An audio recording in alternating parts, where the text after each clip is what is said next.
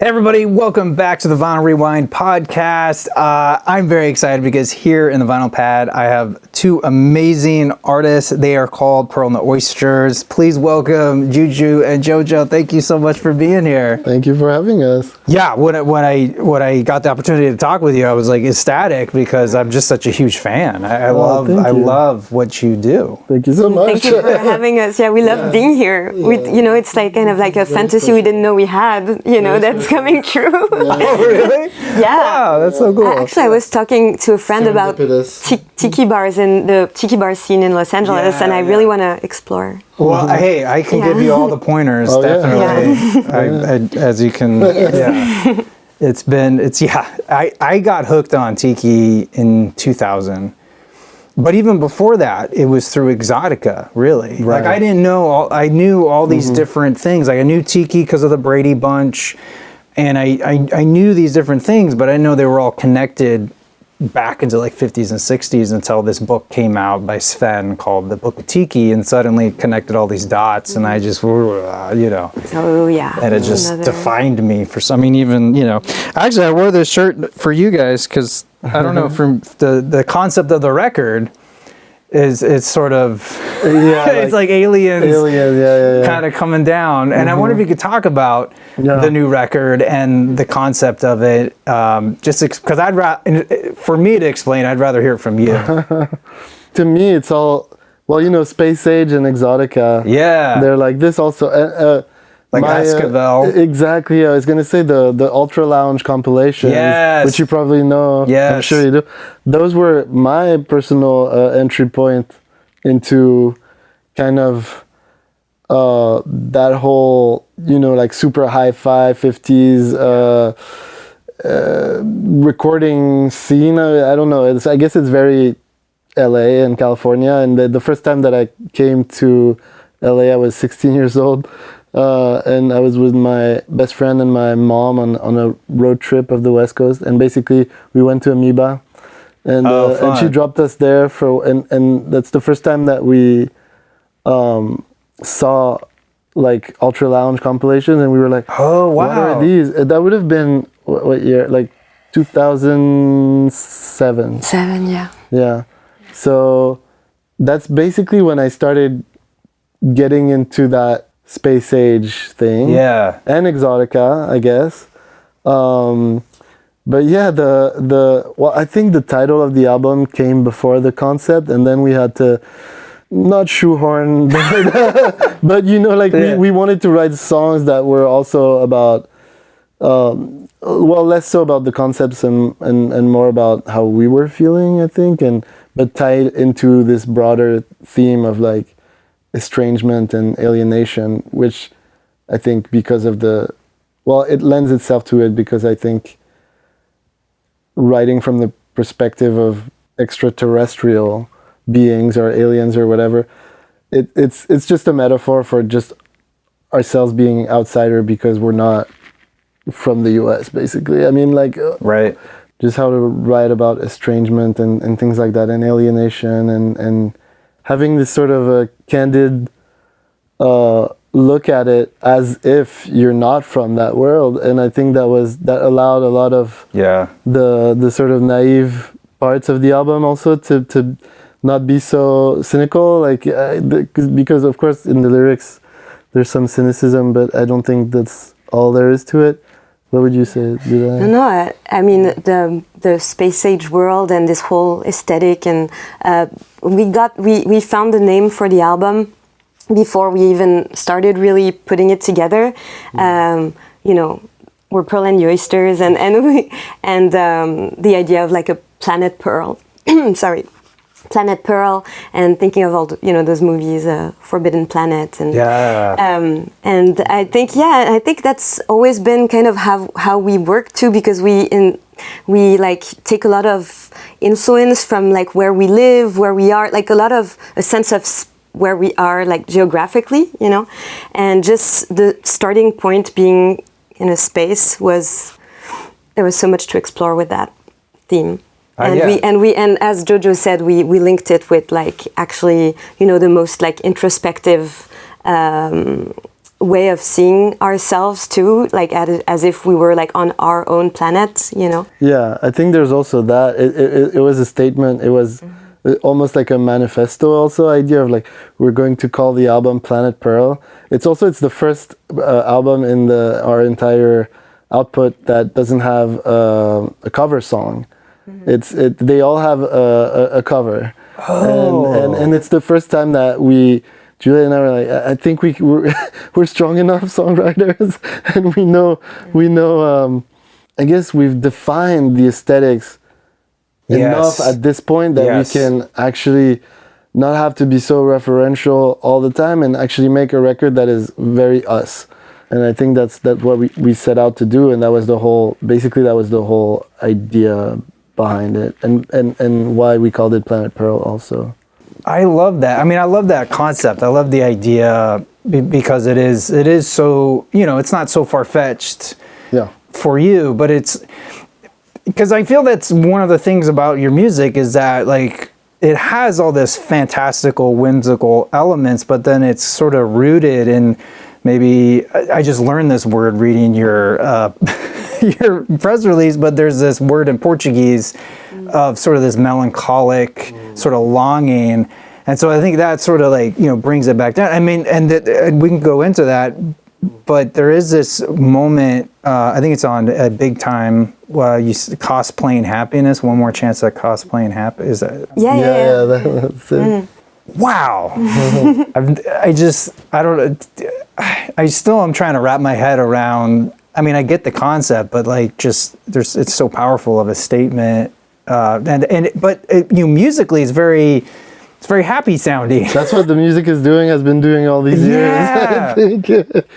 I always loved that idea of like this sort of like creating a tension between the music and the lyrics. And exactly. Finding make them say opposite things. Yeah.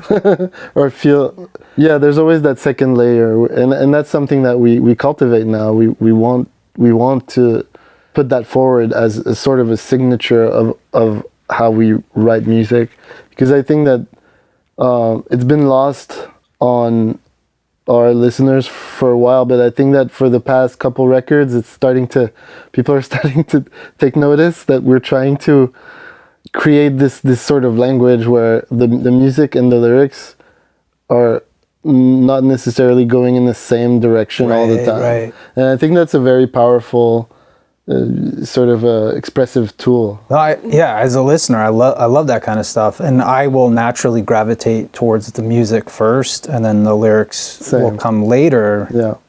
But since starting the channel, I've forced myself to really kind of pay attention to the lyrics at the same time. It doesn't always happen, but I do love that juxtaposition. I do like.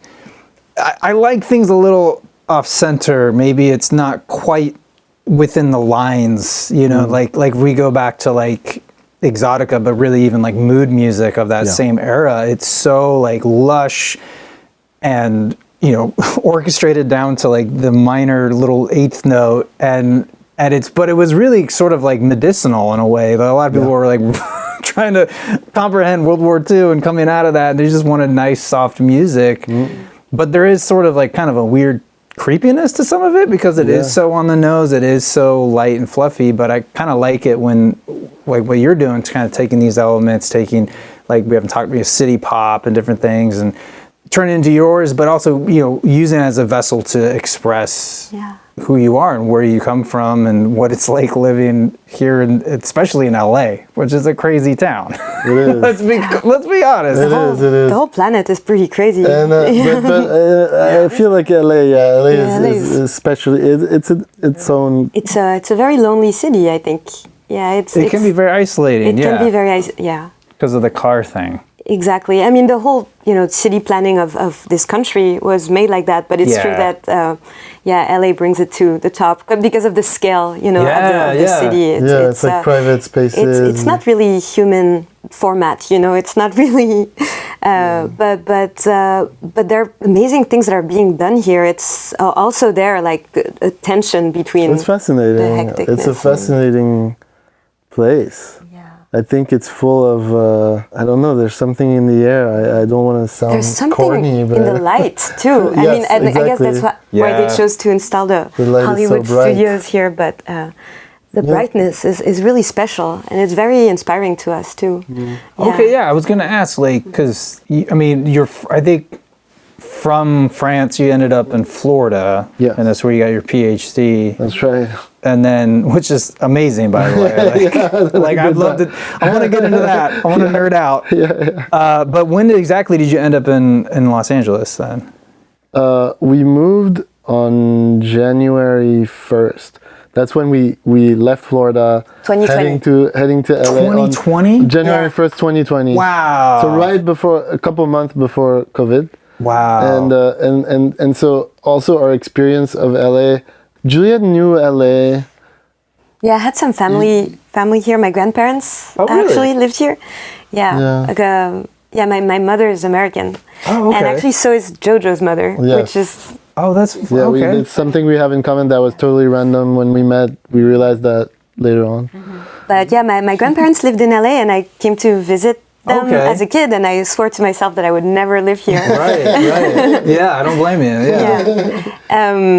We were drawn to it. We were drawn to it because of the music scene, and I was gonna ask. Of course, it just felt like the place to be. Right. All the records that were being made by artists that we really resonated with. For the most part, they were made in LA, or from artists that were from LA, it just felt like. And of course, I'm absolutely obsessed with the Beach Boys and Brian Wilson, as so many other people are. And to me, it was always in my mind this thing that I needed to, almost as a pilgrimage, like actually be in that environment, soak up the I don't know, sunshine, whatever's in the water that made people make music like this. And going back, to LA, I'm sure there's something to be said about being here and being able to work with other musicians and stuff, like, because just you're there. It's like, oh yeah, I'll just come on over, right? Versus being somewhere else, it's not so easy. So I can imagine that's also a benefit. I mean, since we moved to the US, honestly, we've been just meeting incredible musicians. Yeah. There's something to be said about being in a town where there is already a stronghold for the music industry, and it makes sense to be here for that too. And because of that, there's also many more musicians. So it's like it becomes a music mecca. Yeah. So you guys met in high school, and then at what point did you start collaborating musically? Like, was there a group before Pearl and the Oysters, or was there something that came before that? We had, some musical projects together. We were in the orchestra. JuJu was playing violin, and I was playing trumpet in the orchestra. Oh, that's okay. At first, I guess that's our first. The first shows we played together. Yes, but that was very much through school. And then we connected so much with our music taste, and wanted to make music together. And I had this random gig that came to me right after high school. It was a jazz gig for like a corporate event. And I asked JoJo to play that show with me, and so that was our first official paid gig we together. Played jazz standards, basically. Yeah, jazz standards for a bank. But at a time where I don't think I had any business playing jazz standards, but I was definitely very interested. I was playing bass. Oh, okay. I was playing bass, and I was very interested in the idea of playing jazz and becoming a jazz musician. But I was very green. But it was fun. We were like 18 years old or something. Young. And then yes, we had bands in college. We had bands in college with great friends, and we started Pearl and the Oysters like right before moving to the US. So, in 2015, basically. Yeah. And where's the name come from? Pearl is my middle name. Yeah. It's the name of my grandmother. Oh, that's sweet. Yeah. Okay. and so years ago, way before the band existed, my mom, who I'm saying it on the internet right now, is a band named Generator. Like she's got that talent. All the band names for your dad's. Yeah, my dad's a musician, and she found all of his band names, and she's super creative and has a very unique mind. And I love this. And yes, and so she told us one day, I think we were in my parents' kitchen, and she was like, oh, one day you should have a band called Pearl and the Oysters. And I think we looked at each other and we're like, we will. we will. It's happening. Yeah. Thanks, Mom. yeah, totally. Exactly. Yeah. That's so great. I love that story. And then you both studied music in college, yes? Is that right? Yeah. Well, we were at the conservatory, which was kind of like a parallel thing to college. Okay. And we both studied classical music as kids, and then a jazz conservatory after. Oh wow. After high school. So how many years is this? Well, it was all in parallel. Like we were in college, so and at the same time for a while. Well, we were definitely nerds. We were nerds. Yeah. No. I mean, it's a good way to socialize. I mean, I met the love of my life in high school. And then that's great. But parallel. That's not it, because parallel to conservatory, we also went to college. That's what I was saying, and so it's like wow. But yeah, so it's a little different in France how it works, I guess, which always makes it seem like we were doing so much, and really, well, we were doing a bunch of things. Yeah, don't sell yourself short. That's a lot. It's typically like the conservatory. Typically in France is something that you start as a kid, like in parallel to just whatever you can do in school. So because most public schools don't have the option to do music courses. Okay.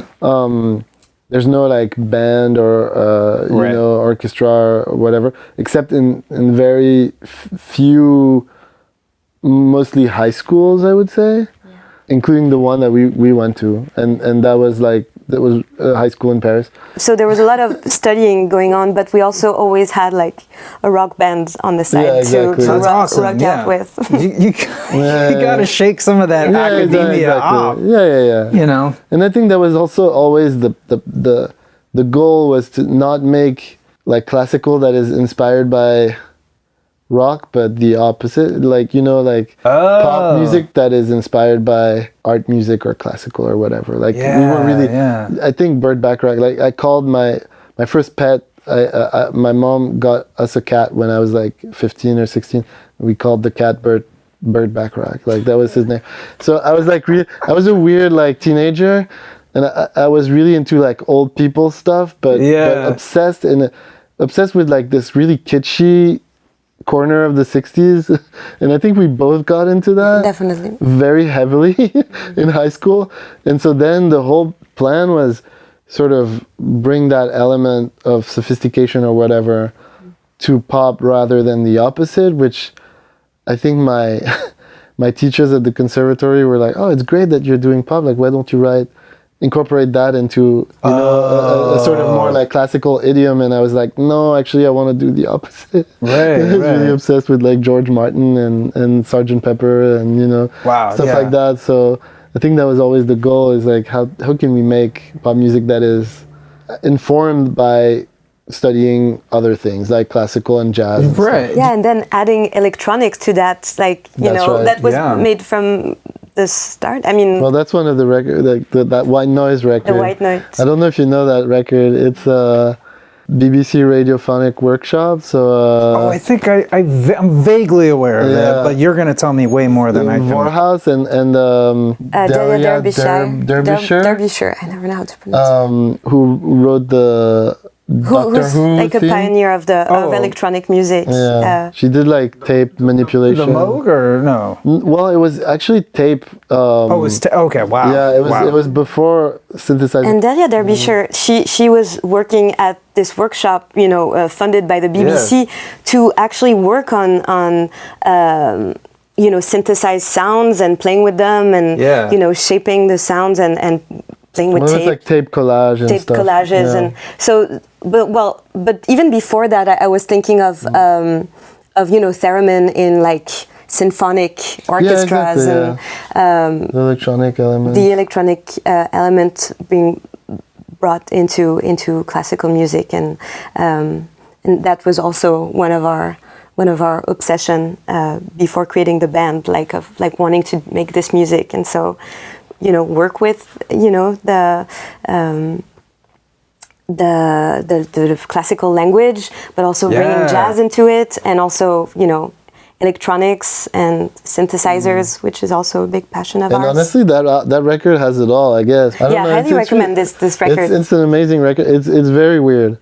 Did you ever hear of Dick Hyman? Yes, we love Dick Hyman. Yeah, of course. The Minotaur record. Yeah, that's so good. It's amazing. I think we did we bring it? We didn't bring this record. Yeah, but that's one of the big influences for sure. Definitely. Yeah, well, since we're already talking about influences, and you brought so many records, let's go. Let's talk about Beach Boys Love You. I mean, that's a divisive album. It is. For some people. I'm on the camp. I love it. I love the sincerity of it. Exactly. And the willingness to, for me, it was the last time they really kind of took a risk. Yeah. As a band, I think after that they became the oldies band. Exactly. You summed it up so well. It is the last very. It's funny that you say risk because it's a good way to see it. I see it as a loss of control, completely. It's so bizarre, and I mean, just you can tell, in their both perspectives voices that they're valid, they're just hanging on a thread, they're really not. Yeah. And there is a strong pathos. The first time I heard it, I was really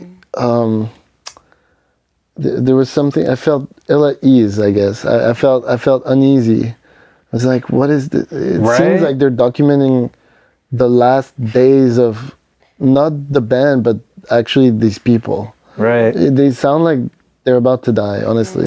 and I think, which is crazy because there's so many incredible vocalists in this band. But by 77, that's where they were at. Yeah. But what is it about this record that resonated for the band here? When you get into the songwriting of this album, to me, it's some of the strongest on any Beach Boys record, to be honest. To me, it becomes so it's very pure, earnest and sincere and raw and naked that I think it's exposed, it's exposed. And I think that's what made me love it so much.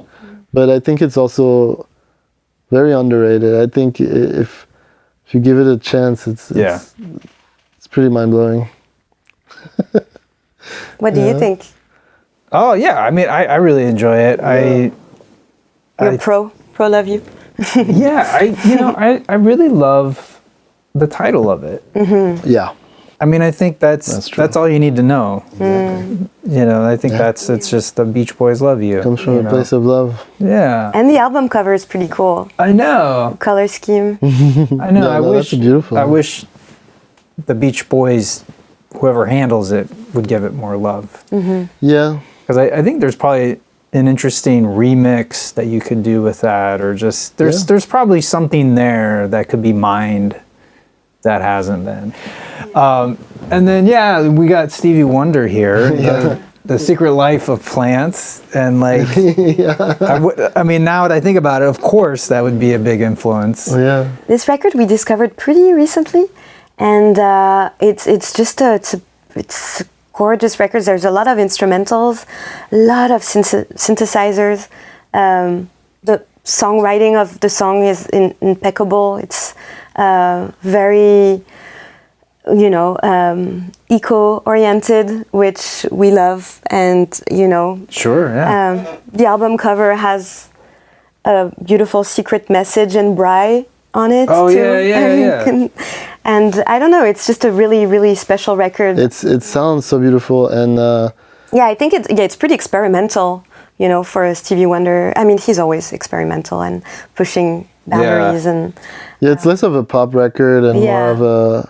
But there's a few pop songs though that are gorgeous. Gorgeous. But it's, as far as a Stevie record, it's one of the less. But he plays with some collages, using rhythmic synths. And we have this song in the album called Phototropic, and it's basically inspired by the whole concept of this album. Double homage to this and Plantasia. Possibly. Mort Garson, yeah. Oh, yeah. Because phototropic, I think it means when plants grow towards the light, or actually in the opposite direction depending on the plant. This whole idea of like, you know, taking a second to like listen to nature, you know, is a really important thing that I try to remind myself very often, because like the music and nature is just everywhere. And I think it's a very inspiring thing for musicians, and Mort Garson and Stevie Wonder and so many people are inspired by that. And then you brought other records. Let's go through this stack. Yeah, let's go through the stack. Yeah. We'll just say a quick word on that. Yeah. So these are Pearl and the Oysters top picks on vinyl. So top picks, I think probably mostly records that really influenced Planet Pearl. Yeah. But also all-time favorites as well. Well, yeah, you know? that goes together. Okay, so this Sun Ra record, Supersonic Jazz, it's from 57. 57. You're kidding 57. me. 57, That's insane. And he's playing electric piano, so it's very, at the time, it would have been very new, novel. Yeah. Right?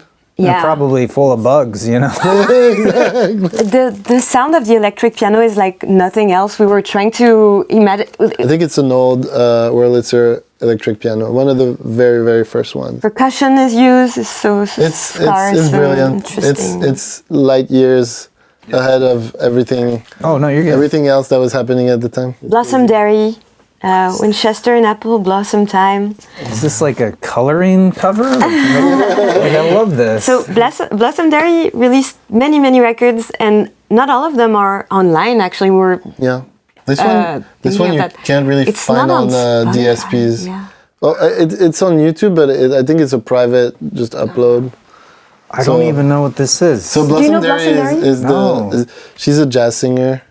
Yeah. And I mean, and pianist. And songwriter.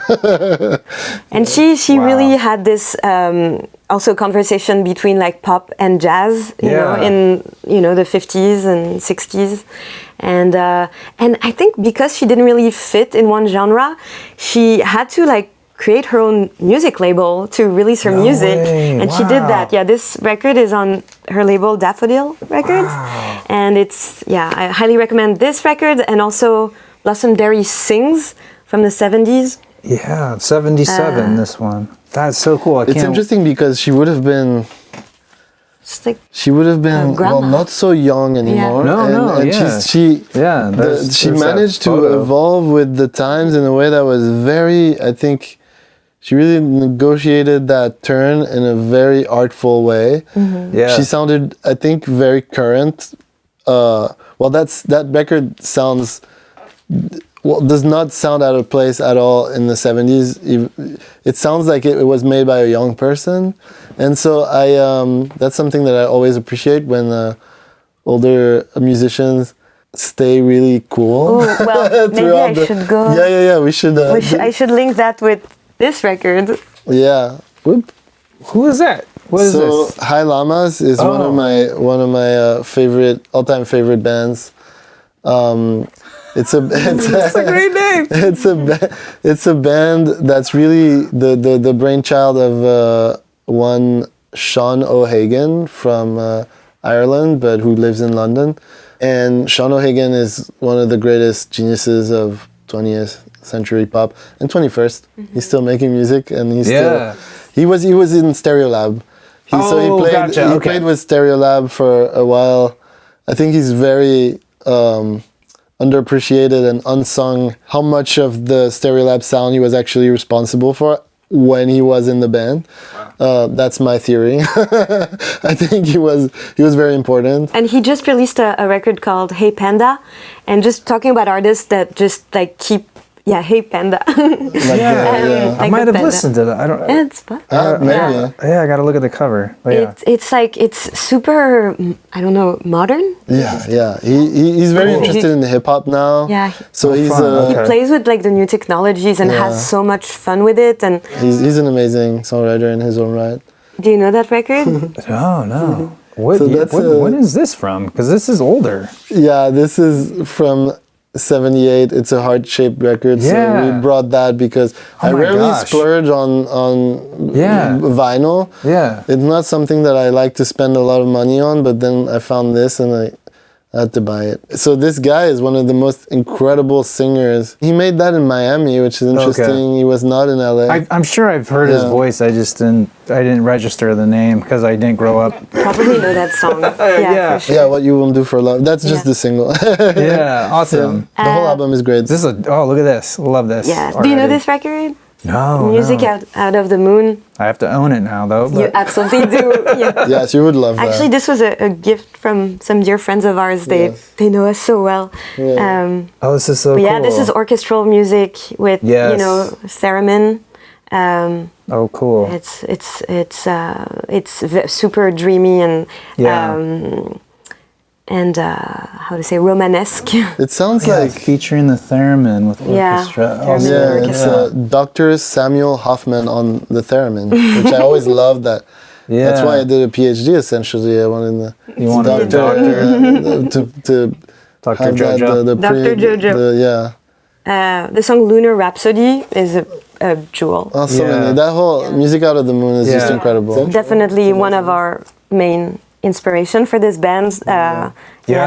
Yellow Magic Orchestra, and they're the way they play with synths and in their songwriting. I feel like it's one of those just groundbreaking things that will just influence the entire decade that came after, and this idea of like the future but of that era to me is the most interesting future. I know. Like I don't know. That's a weird thing to say, but I think it's called like cassette futurism. At least with like films. Alien is a prime example. Exactly. It's so funny you have this one. There's a new an album that just came out of his old music that was never released. That was a compilation. Yeah. It was a compilation, but it was not. It's this like psychedelic face on it. Yes. Yeah. Actually, so yeah. Well, no, go ahead. The artist who made the Mort Garson album cover also made our little. Oh man, you're jumping ahead. I love it. I love it. I can't wait to talk about that. That's so cool. Yeah. That's a huge one for us. It's just so beautiful, and you can tell you hear the influence of classical music. You hear the influence of jazz. So I think it's one of those perfect syntheses of like everything that we like in this band. Right. And it was a huge influence on all the electronic interludes of Planet Pearl. Yeah. So yeah. I'm going a little quick because we had so many. Yeah, there's so many. Yes. Oh yeah, minute by minute. Yeah. That's amazing. One of the greatest songs ever is on that. What a Fool Believes is probably pretty good song. One of the best song ever. Yeah. And of course a super big influence. Yeah. You can hear and it. the chord changes and everything. Yeah. It's so good. Yeah. Well, this is one of the greatest also. Oh yes. He made it when he was like 23, 21. It's insane. It's absolutely mind-boggling. I don't understand. But I think even today he gets largely. I don't know if he's as appreciated as he should be. Probably not. Probably not. Yeah, I would. I mean, as a songwriter. Yeah, and as a producer. I mean, for us, I mean, we felt a big change because in France he's totally underappreciated. Oh, really? He's virtually unknown. Yeah, he's completely unknown. I would say, and not like on the radio. hearing his music at the supermarket in America for us was incredible. You know, that was one of the things. Yeah, I think what it is like people have heard his music, they just don't know that's Todd. Yeah, I think that's the difference. Yeah, he's not like star. Right, and I think he also he was probably hurt by the fact that he had actual like mega hits. Yeah. And sometimes that casts a shadow on the rest of the output. Right. That is much more experimental and cool and and kind of weird and wacky. Super cool record. This is great. Very, as you say, underrated. What is this? Broadcast and the focus group. So that's a great name. What year is this? That would be 90s? Or early 2000s, probably. Like it says 2009. Yeah. Okay. No, that makes sense actually. Really? Because Trish Keenan, who is the singer of Broadcast, passed away in the late aughts or maybe early 2010s. I can't remember exactly. Yeah, when the flu she died of pneumonia. Yeah. Oh my God. After a tour. Yeah. Ugh. So it was It's really brilliant. It's on the more so Boradcast is this band that was often compared and I guess put in the same aesthetic space as Stereolab. I think they're quite different actually. Interesting. But they occupy that sort of like retro referential and very English. They were obsessed with actually BBC Radiophonic Workshop and probably that White Nose record. I mean I would assume. Oh wow. And so that album in particular is actually very much spooky and ghostly, and I think the label was called Ghostbox, the hauntology label in England, and they were obsessed with like old British media, basically like popular media, like old British TV, old British radio, and they would take sample them and dirty the tape or whatever to get this extra strange and old feeling sound, and this album is a sort of collaboration between them and this project, the Focus Group, which I don't know much about, but it sounds like Baroque pop with a lot of like tape manipulation and stuff. It's really cool. So that's another Japanese like city pop adjacent album. And it's absolutely brilliant. Not that well known outside the realm of city pop and appreciators of that, but it's just a great R&B album. Honestly, it's awesome. It has amazing songs, and she wrote most of it. There's a lot of really rich arrangements too. I guess they had some budget probably to. And I think the entire YMO.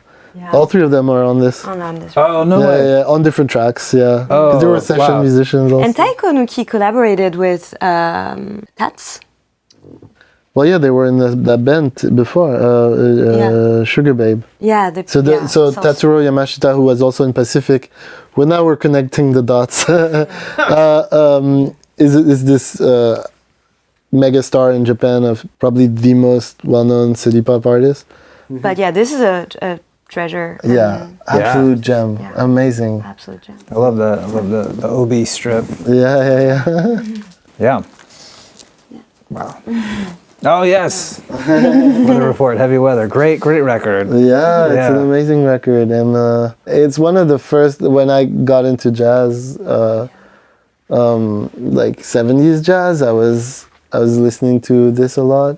Yeah. And I wanted to play Birdland. Yeah, I feel that Birdland has this rare thing that we try to have in our band, in some of our songs of like joining super like pop, and jazz. Like I mean, the song Birdland is so feel good, but it's also that's the gospel. Like, to me, that's like the gospel changes. I just love when Joe Zawinul does this hyper ecstatic gospel kind of piano playing, and also bringing synths into jazz, and having fun with it.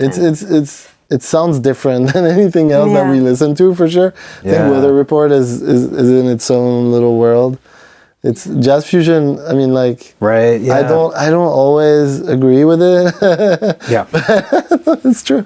And at the same time, I love it. I can love it so much, and I can also really hate it, but this hits that sweet spot for me, where I think that it's both really virtuosic and at the same time totally perfect, and feels not forced or artificial or about demonstrating the chops. It just feels like musical geniuses just conversing, and I love that. I think it's very.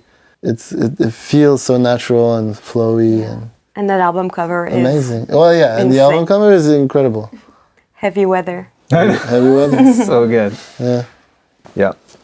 Hey. Last one. That's how appropriate. Henri Salvador. Yeah. So that's a compilation from this label in France called Born Bad Records, and Born Bad Records have been dishing out the most amazing compilations of old French pop from mostly 60s, 70s. Yeah. And these were unreleased, home studio, like four track or No, yeah, I think Wow. he recorded for at home. So like, he was a star in France in the. I would call him. He started like as a jazz musician, but then he participated into like bringing rock and roll to France with the Yeyes in France. He had an incredible career. And then so many genres. He also brought Brazilian music to France. I mean, he's one of the few. He influenced Jobim and João Gilberto in like bossa nova because he was the first one to kind of slow down the samba. That's like a little bit of a legend in France because I don't really believe that, but he apparently he made a song in the movie, I forgot what it was called, that slowed down the samba beat, made it more of a 4/4 type of beat, put pretty jazz chords underneath, and all of a sudden, I mean, that's a very reductive way to see bossa nova, but I guess it would have influenced Jobim, who saw that movie in the theaters in Brazil and something. Yeah. So he was super influential an interesting figure because he did so many things. He did like rock as a sort of joke. Yeah. He belonged to that. What?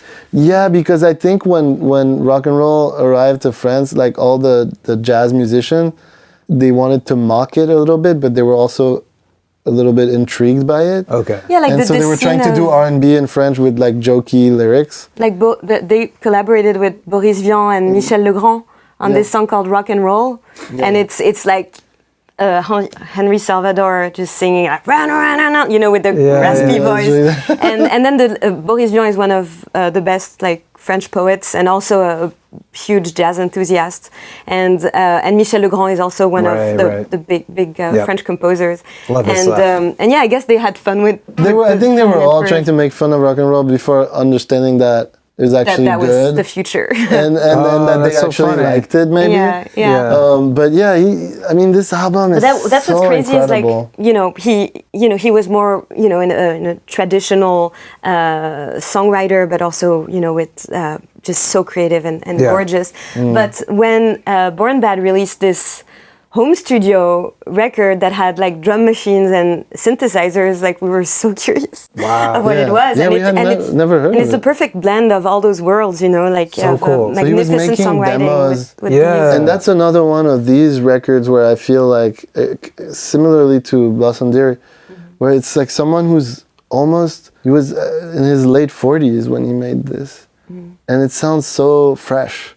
It sounds like an unearthed thing that, maybe it sounds kind of like the Sly Stone and Shuggie Otis records of the early 70s with the drum machine and stuff that were made at home, little gritty, like stuff turned, pushed in the red a little bit, like there's distortion and stuff.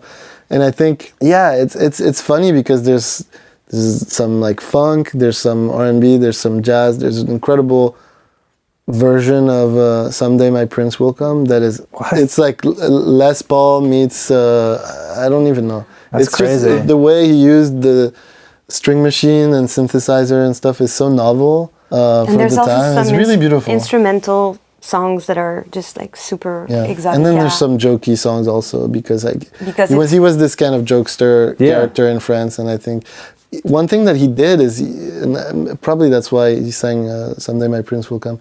He was the voice. Well, he did a lot of Disney soundtrack. Like he did the French versions of Disney songs that were hits in those animated films.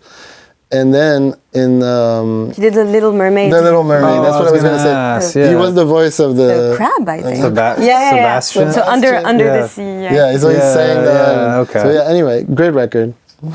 Amazing. It's very. I will say this. It's pretty unequal because there's some like magnificent, beautiful stuff, and then there's like joke songs. But even like some joke songs are so creative. Actually, and really fun. Like Pauvre Jésus-Christ. Remember that one? Well, this one is incredible. I wouldn't even call that a joke song. But it's it's like there's some that are a little bit silly. Oh, I can't wait to check it out. It is very good. Yeah.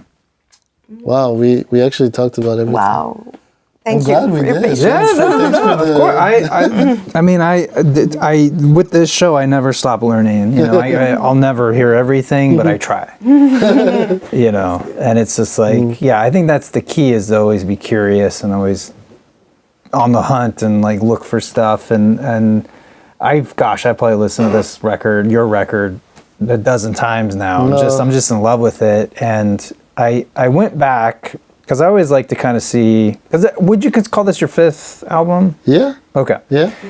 So yeah, I went back to the debut in 2017 and then all the way up. And it's really kind of cool for me to kind of hear like how much things have really coalesced and sort of gelled, and like there's been this refinement with every album. And like I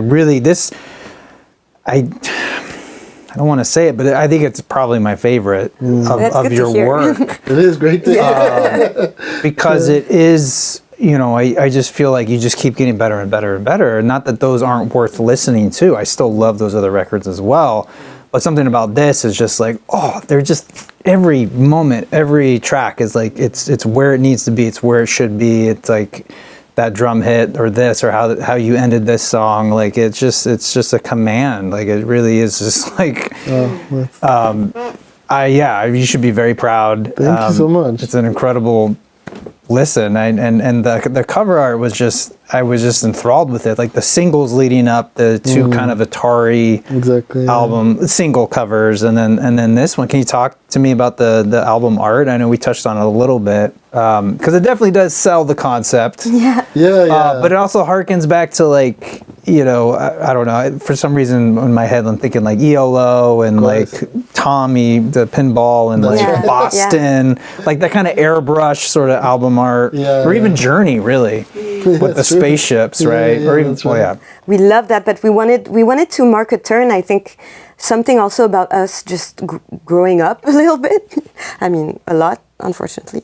Kidding. Hey, you know. Tell me about it.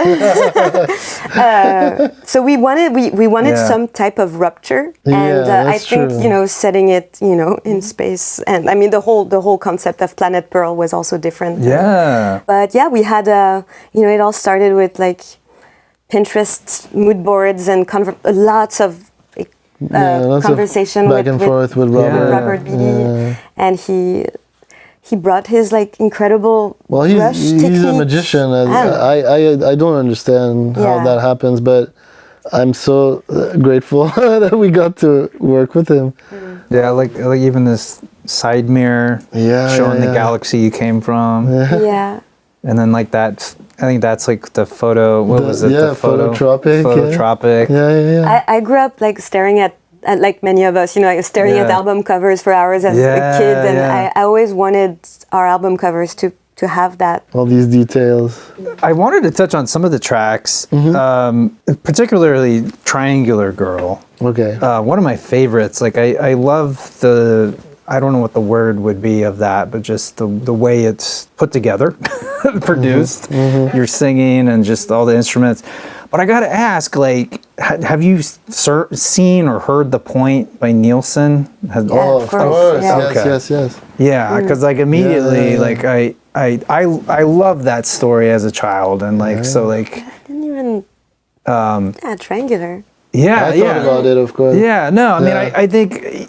I'm sure it's somewhere buried in there, like, but I mean, they're very different, and I think, you know, I wouldn't even call it like an homage, really, but I just love, you know, that concept of not fitting in and just sort of, and even the music video was just really cool to see. I love that, the way it was done, and the dancing and the triangles and the way you guys were lit. Yeah, that was so cool. Yeah, Nikki Milan Houston, the director. So good. She was very inspired by the song when we sent her the album, and we asked her to. I mean, she also worked on Big Time. And Big Time. Ugh. And she was like, "Sure, yeah, I'll do Big Time, but also like I'd love to do Triangular Girl. I'm so inspired. I have all those ideas." And yeah, it's just, you know, it just came together so organically, and it made so much sense. And I think you can feel that when you watch the video, like with the music, it goes together. There's a chemistry that works really well. Am I remembering this correctly? That was an older song that you guys reworked? Yes, it was, exactly. Okay. Yeah. It was an old song. It was. I wrote the changes and the melody years and years ago, before we moved to the U.S. when we were in jazz school together. Wow. And I think Juliette even sang a different version of it with different lyrics. Yeah. In like jazz clubs in Paris at the time, and we sat on this song not knowing, because this song in the context of what Pearl and the Oysters was initially made no sense to us. Okay. And of course, I never even thought to rearrange or try to revamp those songs that I was writing as like exercise in writing jazz standards when I was in jazz school, because I loved that music and I wanted to make stuff like that. Yeah. To me, it was very separate from the pop stuff that I was trying to write. And so I sat on this tune for years, not really doing anything. And then one day, I don't know, I played it on piano and I thought, well, I think at this point, it's not so inadequate to bring it into the Pearl and the Oysters universe and try to see if it works. And pretty immediately, we realized that it was going to work. So we tracked the rhythm section live at the Stone's Throw studio in Highland Park with our friend Riley Gear on drums and Caleb Buchanan on bass.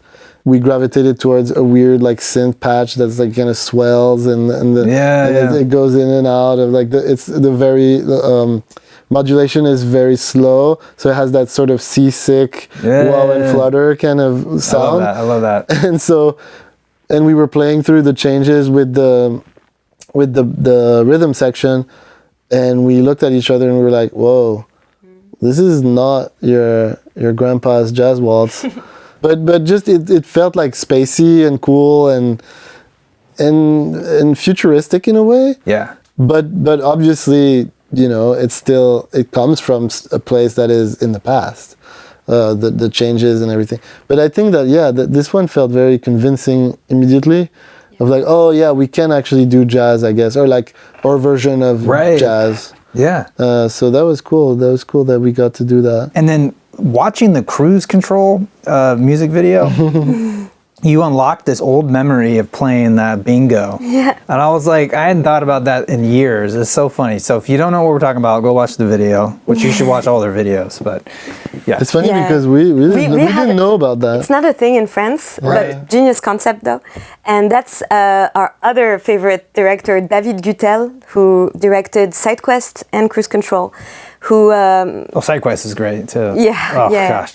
And he came up with the whole road trip concept and the road trip bingo card idea like that, and the ostrich farm too. That was his idea. Yeah. But yeah. Oh, that's so great. Yeah. Well, I don't want to keep you any longer. Thank you so much for coming on by. I so appreciate the music. Thank you. Keep going. Definitely check out the album. Thank you. Thank you. All right, everybody. Thank you so much for watching. I'm your Vinyl Geek, and I'll catch you on the flip side.